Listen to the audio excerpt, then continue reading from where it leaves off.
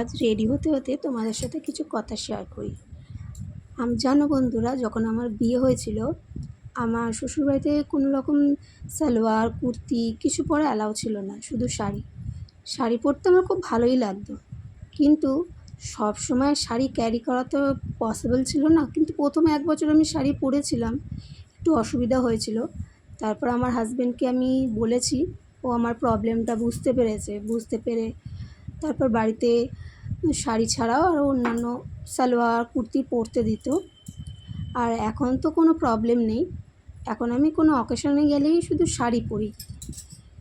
But বেশিরভাগ সময় আমি সালোয়ার কুর্তিটাই প্রেফার করি। তোমাদের মধ্যে তো এরকম অনেকেই আছো যারা আমার মতো বিয়ের পরও শাড়ি পরতে অসুবিধা হতো, কিন্তু শাড়ি পরতে ক্যারি করতে কী করবে।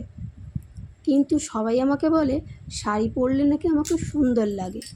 সত্যি কথা, আমার হাজব্যান্ডও এই কথাটা আমাকে বলে, আমার মা বাবাও বলে, সবাই বলে যে শাড়ি পরলে নাকি দেখতে সুন্দর লাগে। সত্যি একটা কথা আছে না, শাড়িতেই নারী, সেই কথাটা সত্যি ঠিকই। তুমি শাড়ি যেভাবেই পরো না কেন, মেয়েদের দেখতে সত্যিই সুন্দর লাগে।